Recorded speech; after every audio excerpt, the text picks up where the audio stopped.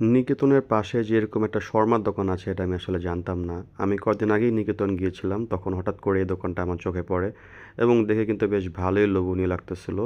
দোকানটা কিন্তু রাস্তার পাশে ছোট একটা গাড়ির মধ্যেই এই ভদ্রলোকটা এই শর্মাগুলো সেল করে, যেটার দাম ছিল মাত্র ১০০ টাকা করে। উনি কিন্তু বেশ গ্লাভস ট্লাভস পরেই কিন্তু এই খাবারটা মেক করে, দেখতে পারতেছেন। ওরা চিকেনের মধ্যে সালাদ দেয়, একটা একটা সস দেয় এবং মেয়োনিজ দেয়, যেটা দেখে মনে হচ্ছিল বেশ ভালোই ফ্রেশ। ওরা কিন্তু সাথে পেঁয়াজও দেয়, বাট আজকে পেঁয়াজ ছিল না, তাই আজকে ওরা অ্যাড করতে পারে নাই।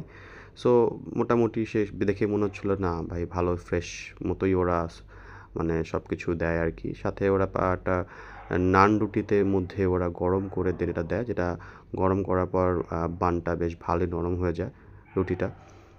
মেকিং প্রসেসটা আপনারা দেখতেই পারতেছেন। কিন্তু সবচেয়ে অবাক কর ছিল যে ভাই ১০০ টাকার মধ্যে কতগুলা মাংস ভিতরে দেয় দেখছেন?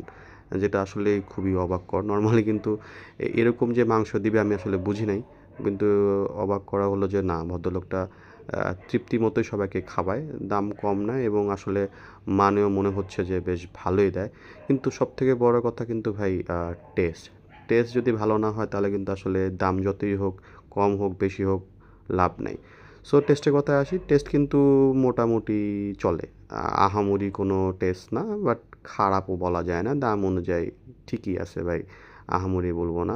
সো আপনারা যারা চাকরিজীবী ভাইয়ারা আছেন, যারা অফিসের পরে কম টাকার মধ্যে একটু পেট ভরে খেতে চান, তারা কিন্তু ভাইয়াটা ট্রাই করে দেখতে পারেন। দোকানটা হলো শর্মা হাউস, যেটা হলো আপনার নিকেতনের ৩ নম্বর গেট থেকে সোজা আসলেই আলোকের একদম পাশে দোকানটা। সো ভালো লেগে থাকলে গিয়ে ট্রাই করতে পারেন। টাটা।